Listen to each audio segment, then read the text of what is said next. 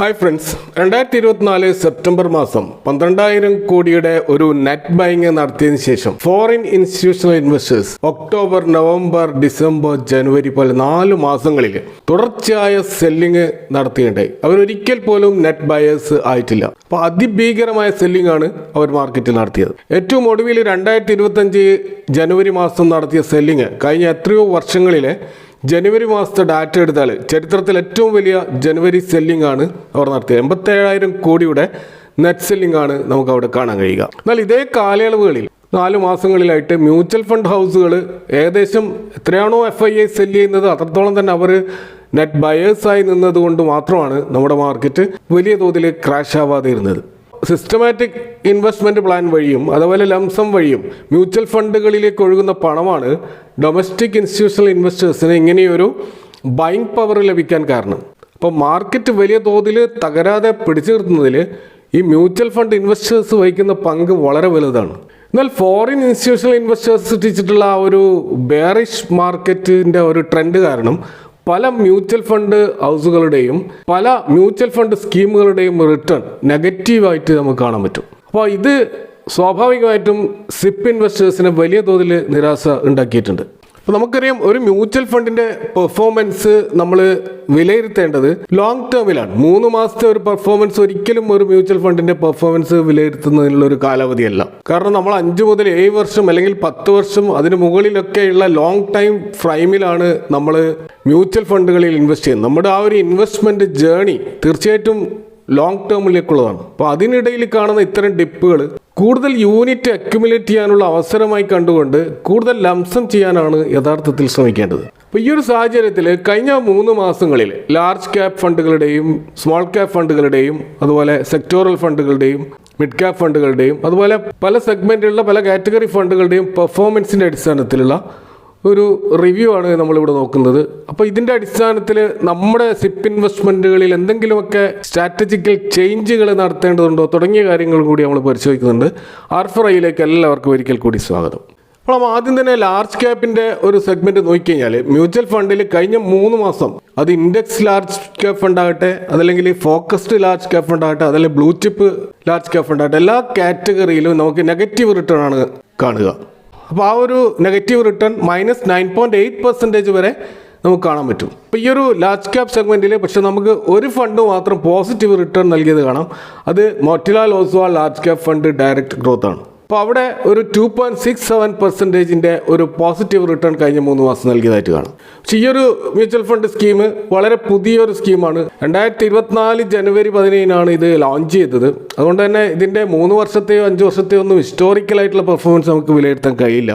അപ്പോൾ അതിൻ്റെ ഒരു സ്കീം അസറ്റ് സൈസ് 1592 കോടിയാണ്. എക്സ്പെൻസ് റേഷ്യോ 0.76% ആണ്. ഇതിലെ ടോപ്പ് ഹോൾഡിംഗ് നമ്മൾ നോക്കുകയാണെങ്കിൽ HDFC ബാങ്കിൻ്റെ 7%, റിലയൻസ് ഇൻഡസ്ട്രീസ്, അതുപോലെ Infosys, ICICI bank, Cholamandalam financial holdings തുടങ്ങിയ സ്റ്റോക്കുകളാണ് കാണാൻ കഴിയുക. അപ്പോൾ ഇവരുടെ ആ ഒരു സെഗ്മെൻറ്റ് അലോക്കേഷനിൽ നിന്നും ഫൈനാൻഷ്യൽ സെഗ്മെൻറ്റിനാണ് കൂടുതൽ ഇമ്പോർട്ടൻസ് കൊടുത്തിട്ടുള്ളതെന്ന് നമുക്ക് മനസ്സിലാവും. അപ്പോൾ ഇതാണ് ഒരേ ഒരു ലാർജ് ക്യാപ് ഫണ്ട് കഴിഞ്ഞ 3 മാസം പോസിറ്റീവ് റിട്ടേൺ നൽകിയത്. ബാക്കി അക്രോസ് എല്ലാ കാറ്റഗറിയിലും നമുക്ക് നെഗറ്റീവാണ് കാണാൻ കഴിയുക. ഇനി ഫ്ലെക്സി ക്യാപ് സെഗ്മെൻറ്റിലേക്ക് നോക്കുകയാണെങ്കിൽ അവിടെ ഭൂരിഭാഗം ഫണ്ടുകളും നെഗറ്റീവ് റിട്ടേൺ ആണ് നൽകിയിട്ടുള്ളത്. അതിൽ 16.14% വരെ നെഗറ്റീവ് റിട്ടേൺ നൽകിയ ഫ്ലെക്സി ക്യാപ് മ്യൂച്വൽ ഫണ്ട് സ്കീമുകൾ നമുക്ക് കാണാൻ പറ്റും. ഇപ്പോൾ ഇതിൻ്റെ ആ ഒരു നെഗറ്റീവ് റിട്ടേൺ ലാർജ് ക്യാപ്പിനേക്കാൾ കൂടുതലാണെന്ന് നമുക്ക് മനസ്സിലാക്കാൻ പറ്റും. എന്നാൽ അവിടെയും ഒരു ഫണ്ട് വേറിട്ട് നിൽക്കുന്നതായിട്ട് കാണാം. അത് Parag Parikh flexi cap fund തന്നെയാണ്. അതിൻ്റെ റിട്ടേൺ നമുക്ക് പോസിറ്റീവാണ്, 1.69% ആണെന്ന് കാണാൻ പറ്റും. അപ്പോൾ ഈ ഫണ്ടിൻ്റെ AUM വളരെയധികം വർദ്ധിച്ചിട്ട് 85,539 കോടിയായിട്ട് ഉയർന്നിട്ടുണ്ട്. എന്നാൽ ഇവിടെ എക്സ്പെൻസ് റേഷ്യോ 0.60% മാത്രമാണുള്ളത്.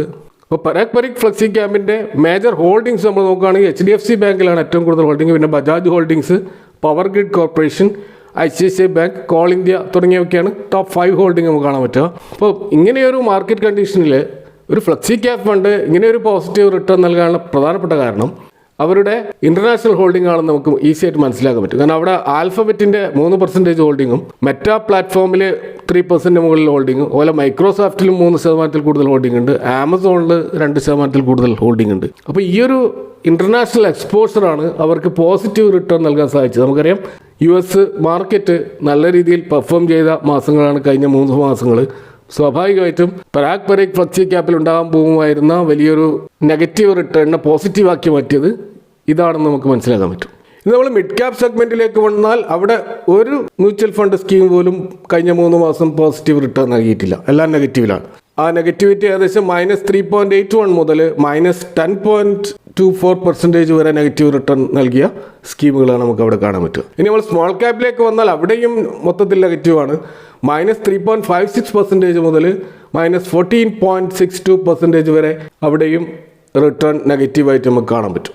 ഇനി മറ്റൊരു പ്രധാനപ്പെട്ട ഒരു കാറ്റഗറി ആയിട്ടുള്ള ലാർജ് ആൻഡ് മിഡ് ക്യാപ്പിലുള്ള ആ ഒരു കമ്പൈൻഡ് ആയിട്ടുള്ള മ്യൂച്വൽ ഫണ്ട് സ്കീമുകൾ നോക്കുകയാണെങ്കിൽ അവിടെയും നമുക്ക് നെഗറ്റിവിറ്റി തന്നെയാണ് കാണുന്നത്.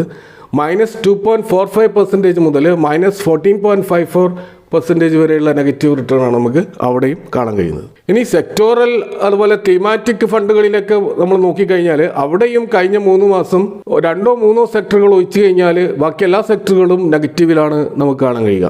അപ്പോൾ തീമാറ്റിക്കൽ പോസിറ്റീവായിട്ട് വന്നിട്ടുള്ള ഒരു സെക്ടർ നോക്കുകയാണെങ്കിൽ അത് ഇൻ്റർനാഷണൽ മ്യൂച്വൽ ഫണ്ടുകളാണ്. അപ്പോൾ ഈ കാറ്റഗറിയിലുള്ള ഭൂരിഭാഗം ഫണ്ടുകളും ഓൾമോസ്റ്റ് 90% ഫണ്ടുകളും നല്ല പോസിറ്റീവ് റിട്ടേൺ നൽകിയായിട്ട് കാണാൻ പറ്റും. കഴിഞ്ഞ 3 മാസം 37% വരെ ഈ കാറ്റഗറിയിൽ റിട്ടേൺ ലഭിച്ച ഫണ്ടുകളുണ്ട്. അതുപോലെ 20% കൂടുതൽ റിട്ടേൺ നൽകിയ 5 ഫണ്ടുകൾ നമുക്കിവിടെ കാണാൻ പറ്റും. ഏറ്റവും അധികം റിട്ടേൺ നൽകിയ ഒരു ഫണ്ട് നമുക്ക് കാണാൻ കഴിയുന്നത് മിറായ അസറ്റിൻ്റെ NYSE FANG plus ETF fund of fund direct growth ആണ്.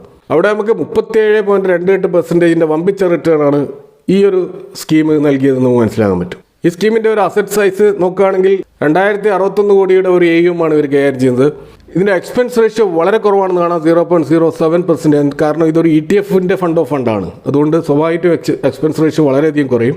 അപ്പോൾ മിറായ അസറ്റിൻ്റെ ഈ ഒരു ETF പ്രധാനമായിട്ടും US സ്റ്റോക്കുകളായിട്ടുള്ള Alphabet, Meta, Netflix, Nvidia, Tesla കൂടാതെ ചൈനീസ് സ്റ്റോക്കുകളായിട്ടുള്ള ആലിബാബ, ബൈഡു തുടങ്ങിയ സ്റ്റോക്കുകളിലും ഇൻവെസ്റ്റ് ചെയ്യുന്ന ഒരു ഇന്റർനാഷണൽ ഫണ്ടാണ്. അപ്പോൾ ഇവിടെ ഇതൊരു ETF ആണ്. ETF-ൽ ഇൻവെസ്റ്റ് ചെയ്തുകൊണ്ടുള്ള ഒരു ഫണ്ട് ഓഫ് ഫണ്ടാണിത്. അപ്പോൾ നിങ്ങൾക്ക് തീർച്ചയായിട്ടും ഡിമാറ്റ് അക്കൗണ്ട് ഉണ്ടെങ്കിൽ നേരിട്ട് തന്നെ ETF-ൽ ഇൻവെസ്റ്റ് ചെയ്യാവുന്നത്. അതല്ല മ്യൂച്വൽ ഫണ്ടാണ് എങ്കിൽ നമുക്ക് ഫണ്ട് ഓഫ് ഫണ്ടിലേക്ക് പോകാവുന്നതാണ്. അപ്പോൾ ഇവിടെ ഇന്റർനാഷണൽ ഈ ഒരു സെഗ്മെന്റിൽ 20% കൂടുതൽ റിട്ടേൺ നൽകിയ ഫണ്ടുകൾ നോക്കുകയാണെങ്കിൽ മിറായ അസറ്റിൻ്റെ തന്നെ മറ്റൊരു ഫണ്ടായിട്ടുള്ള S&P 500 top 50 ETF fund of ഫണ്ടും, അതുപോലെ Motilal Oswal Nasdaq 100 fund of ഫണ്ടും, അതുപോലെ Edelweiss US technology equity fund of fund, അതുപോലെ Invesco India, Invesco global consumer trends fund of fund തുടങ്ങിയ ഫണ്ടുകളൊക്കെ 20% കൂടുതൽ റിട്ടേൺ നൽകിയായിട്ട് കഴിഞ്ഞ 3 മാസം കാണാൻ പറ്റും. ഇനി സെക്ടോറൽ ഫണ്ടുകളിൽ കഴിഞ്ഞ 3 മാസം പോസിറ്റീവ് റിട്ടേൺ നൽകിയ മറ്റൊരു കാറ്റഗറി കാണാൻ കഴിയുന്നത് ടെക്നോളജി ഫണ്ടുകളാണ്. ഇവയിൽ നിഫ്റ്റി IT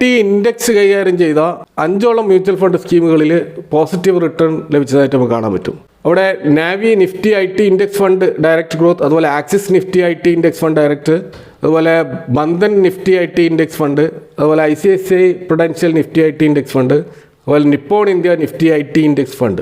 ഈ ഫണ്ടുകളൊക്കെ ഏകദേശം 6% റിട്ടേൺ നൽകിയതായിട്ട് കാണാം. കാരണം ഇതൊരു ഇൻഡെക്സ് ഫണ്ടാണ്. അതുകൊണ്ട് തന്നെ ഇവിടെ റിട്ടേണിൽ വലിയ വ്യത്യാസം ഈ 5 ഫണ്ടുകളിൽ നമുക്ക് കാണാൻ കഴിയില്ല. എന്നാൽ ഇവിടെ ഇൻഡെക്സ് ഫണ്ട് അല്ലാത്ത മറ്റ് ടെക്നോളജി അല്ലെങ്കിൽ ഡിജിറ്റൽ ഫണ്ടുകൾക്ക് ഇത്ര റിട്ടേൺ നൽകാൻ സാധിച്ചിട്ടില്ല എന്നുകൂടി നമ്മൾ പോയിന്റ് ഔട്ട് ചെയ്യേണ്ട ഒരു കാര്യമാണ്. ഈ ഒരു IT ഇൻഡെക്സ് ഫണ്ടുകളുടെ എക്സ്പെൻസ് റേഷ്യോ തന്നെ 0.25 മുതൽ 0.37 മാത്രമാണ്. അതുപോലെ ഈ ഒരു പല ഇൻഡെക്സ് ഫണ്ടിലും എക്സിറ്റ് ലോഡ് പോലും ഇല്ല. ടോപ്പ് 5 ഹോൾഡിംഗ് നമ്മൾ ഈ ഒരു ഇൻഡെക്സിൻ്റെ നോക്കുകയാണെങ്കിൽ ഇൻഫോസിസ് ആണ് ഏറ്റവും കൂടുതൽ ഹോൾഡിംഗ് കാണാൻ കഴിയുക. അതുപോലെ TCS, HCL technology, tech Mahindra, Wipro തുടങ്ങിയ ജയന്റ് IT കമ്പനികളാണ് ഫസ്റ്റ് ടോപ്പ് 5 ഹോൾഡിംഗിൽ നമുക്ക് കാണാൻ പറ്റുക. ഇനി ടെക്നോളജി ഫണ്ട് കഴിഞ്ഞ് കഴിഞ്ഞാൽ സെക്ടോറൽ മ്യൂച്വൽ ഫണ്ടുകളിൽ പോസിറ്റീവ് റിട്ടേൺ നൽകിയിട്ടുള്ളത് ടൂറിസം ഇൻഡെക്സ് ഫണ്ടുകളാണ്. അവയിൽ നമുക്ക് 2 ഫണ്ടുകൾ കാണാൻ പറ്റും. ഒന്ന് Kotak Nifty India tourism index fund direct growth, അതുപോലെ Tata Nifty India tourism index fund. ഈ 2 ഫണ്ടുകളും ഏകദേശം 4.89% റിട്ടേൺ കഴിഞ്ഞ 3 മാസം നൽകിയതായിട്ട് കാണാം. കുറഞ്ഞ എക്സ്പെൻസ് റേഷ്യോ ആണ് ഈ ഫണ്ടുകളിൽ കാണുക. അതുപോലെ വലിയ തോതിലുള്ള എക്സിറ്റ് ലോഡൊന്നും നമുക്കിതിൽ കാണാൻ കഴിയില്ല. ഈ ഒരു ടൂറിസം ഇൻഡെക്സിലെ പ്രധാനപ്പെട്ട ടോപ്പ് 5 ഹോൾഡിംഗ് നമ്മൾ നോക്കുകയാണെങ്കിൽ ഇന്റർഗ്ലോബ് ഏവിയേഷനാണ് ഏറ്റവും കൂടുതൽ ഹോൾഡിംഗ്, അതുപോലെ Indian hotels company, Jubilant food works, GMR airports, IRCTC പോലെയുള്ള സ്റ്റോക്കുകളാണ് ടോപ്പ് 5 നമുക്ക് കാണാൻ പറ്റുക. ഇനി ഈ ഒരു തീമാറ്റിക് അല്ലെങ്കിൽ ഈ സെക്ടോറൽ ഫണ്ടുകളിൽ പോസിറ്റീവ് റിട്ടേൺ നൽകിയ ചില മ്യൂച്വൽ ഫണ്ട് സ്കീമുകൾ നോക്കുകയാണെങ്കിൽ അവിടെ ഗ്രോയുടെ Nifty India defence ETF fund of fund positive return ആണ്, നേരിയതാണെങ്കിലും പോസിറ്റീവാണ്.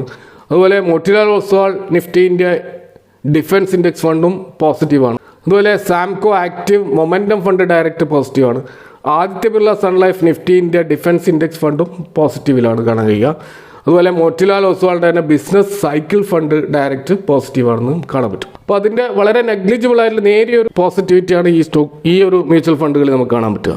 അപ്പോൾ ഇങ്ങനെയുള്ള വിരലെണ്ണാവുന്ന ചില സെക്ടോറൽ ഫണ്ടുകൾ വെച്ച് കഴിഞ്ഞാൽ ഭൂരിഭാഗം സെക്ടോറൽ ഫണ്ടുകളും നെഗറ്റീവിലാണ് ക്ലോസ് ചെയ്തത്. ഒരു മ്യൂച്വൽ ഫണ്ട് സ്കീം പോലും അവിടെ പോസിറ്റീവ് റിട്ടേൺ നൽകിയിട്ടില്ല. ഉദാഹരണത്തിന് ബാങ്കിങ് സെക്ടർ നോക്കിയാലും, അതുപോലെ കൺസംഷൻ ആൻഡ് ഡിമാൻഡ് സെക്ടറിലുള്ള മ്യൂച്വൽ ഫണ്ടുകൾ നോക്കിയാലും, അതുപോലെ എനർജി ബേസ്ഡ് ആയിട്ടുള്ള സെക്ടോറൽ മ്യൂച്വൽ ഫണ്ടുകൾ നോക്കിയാലും, ഇൻഫ്രാസ്ട്രക്ചർ ബേസ്ഡ് ആയിട്ടുള്ള സെക്ടോറൽ മ്യൂച്വൽ ഫണ്ടുകൾ നോക്കിയാലും, ഫാർമ ബേസ്ഡ് ആയിട്ടുള്ളത് നോക്കിയാലും, PSU ബേസ്ഡ് ആയിട്ടുള്ള സെക്ടോറൽ മ്യൂച്വൽ ഫണ്ടുകൾ നോക്കിയാലും എല്ലാം നെഗറ്റീവിലാണ് നമുക്ക് ക്ലോസ് ചെയ്തായിട്ട് കാണാൻ കഴിയുക. അപ്പോൾ മൊത്തത്തിൽ ഈ ഒരു മ്യൂച്വൽ ഫണ്ടുകളുടെ പെർഫോമൻസിൽ നിന്ന് നമുക്ക് മനസ്സിലാകുന്നത്, അപ്പോൾ നമ്മുടെ ഡൈവേഴ്സിഫിക്കേഷനിൽ ഇന്റർനാഷണൽ ഫണ്ട് കൂടി ആഡ് ചെയ്യാനുള്ള ഒരു പ്രൊവിഷൻ ഉണ്ടാകണമെന്നുള്ളതാണ്. അപ്പോൾ നിങ്ങളൊരു Parag Parikh flexi cap fund hold ചെയ്യുന്ന വ്യക്തിയാണെങ്കിൽ അതുപോലെ ഓൾറെഡി ഇന്റർനാഷണൽ എക്സ്പോഷർ ഉള്ളതുകൊണ്ട് വേറൊരു ഇന്റർനാഷണൽ ഫണ്ടിൻ്റെ ആവശ്യമില്ല. എന്നാൽ അങ്ങനെ ഇല്ലെങ്കിൽ നമുക്ക് വേറൊരു ഇന്റർനാഷണൽ ഫണ്ടിനെ കുറിച്ച് ആലോചിക്കാവുന്നതാണ്. അപ്പോൾ അതുപോലെ സെക്ടോറൽ ഫണ്ടുകളിൽ കഴിയുന്നതും നമ്മുടെ മ്യൂച്വൽ ഫണ്ട് സ്കീമിൽ നിന്ന് ഒഴിവാകുന്നതാവും ഏറ്റവും നല്ലത്. കാരണം അവിടെ വളരെയധികം സൈക്ലിക്കാലിറ്റി നമുക്ക് കാണാൻ പറ്റും. ഒരു സെക്ടർ ചില കാലഘട്ടത്തിൽ നല്ല തോതിൽ പെർഫോം ചെയ്യും, ചില സമയങ്ങളിൽ തീരെ പെർഫോം ചെയ്യുകയുമില്ല. അത്തരത്തിലുള്ളൊരു മാർക്കറ്റ് സൈക്കിൾ അവിടെ കാണാൻ പറ്റും. അതുകൊണ്ട് തന്നെ കഴിയുന്നതും അതിൽ നിന്ന് വിട്ടുനിൽക്കുന്നതായിരിക്കും ഏറ്റവും നല്ലത്. ഇവിടെ അങ്ങനെ ഒഴിച്ചുകൂടാനാവാത്ത ഒരു ടെക്നോളജി ഫണ്ടൊക്കെ വേണമെന്നുണ്ടെങ്കിൽ തന്നെ അവിടെ നമ്മൾ ഇൻഡെക്സ് ഫണ്ടുകൾ മാത്രം സെലക്ട് ചെയ്യുന്നതായിരിക്കും ഏറ്റവും നല്ലത്. ഇനി അതല്ല, സെക്ടോറൽ ഫണ്ടുകൾ സൈക്ലിക്കാലിറ്റി മനസ്സിലാക്കിക്കൊണ്ട് ഇൻവെസ്റ്റ് ചെയ്യാനുള്ള ഒരു മാർക്കറ്റ് നോളജ് നമുക്കുണ്ടെങ്കിൽ തീർച്ചയായിട്ടും നമുക്ക് അത്തരത്തിൽ പോകാം. ഇപ്പോൾ ഉദാഹരണത്തിന് IT ഇൻഡെക്സ് ഇപ്പോൾ നല്ലൊരു തോതിൽ മുന്നോട്ട് പോകുന്നുണ്ട് എന്ന് നമ്മൾ അനുമാനിക്കുകയാണെങ്കിൽ ഷോർട്ട് ടേമിലേക്ക് അത്തരത്തിലുള്ള ടെക്നോളജി ഫണ്ടുകളിലേക്ക് എൻട്രി എടുക്കാവുന്നതാണ്. അങ്ങനെ നമ്മുടെ മ്യൂച്വൽ ഫണ്ട് പോർട്ട്ഫോളിയോ കുറച്ചുകൂടി ഫോക്കസ്ഡ് ആക്കിക്കൊണ്ട് അതിൻ്റെ എണ്ണം കുറക്കുക കഴിയുന്നതും, ധാരാളം സ്കീമുകൾ നമ്മൾ മ്യൂച്വൽ ഫണ്ടിൽ നിറച്ചുകൊണ്ട് വലിയ തോതിലുള്ള ക്രൗഡഡ് ആയിട്ടുള്ള ഒരു പോർട്ട്ഫോളിയോ ഒഴിവാക്കുന്നതായിരിക്കും ഏറ്റവും നല്ലത്. ഏതായാലും ഇവിടെ പരാമർശിച്ചിട്ടുള്ള ഫണ്ടുകൾ ഒരു എഡ്യൂക്കേഷണൽ പർപ്പസിന് വേണ്ടി മാത്രം പറഞ്ഞതാണ്. അതൊരിക്കലും ഇൻവെസ്റ്റ്മെൻറ്റ് അഡ്വൈസോ അല്ലെങ്കിൽ ബൈങ് റെക്കമെൻഡേഷനോ അല്ല. നിങ്ങളുടെ ഫൈനാൻഷ്യൽ അഡ്വൈസേഴ്സുമായിട്ട് മാത്രം കൺസൾട്ട് ചെയ്തുകൊണ്ട് ഇൻവെസ്റ്റ്മെൻറ്റ് ഡിസിഷൻ എടുക്കുക. Thank you for watching. നിങ്ങളുടെ അഭിപ്രായങ്ങൾ കമൻറ്റുകൾ അറിയിക്കുക. See you next time with another video.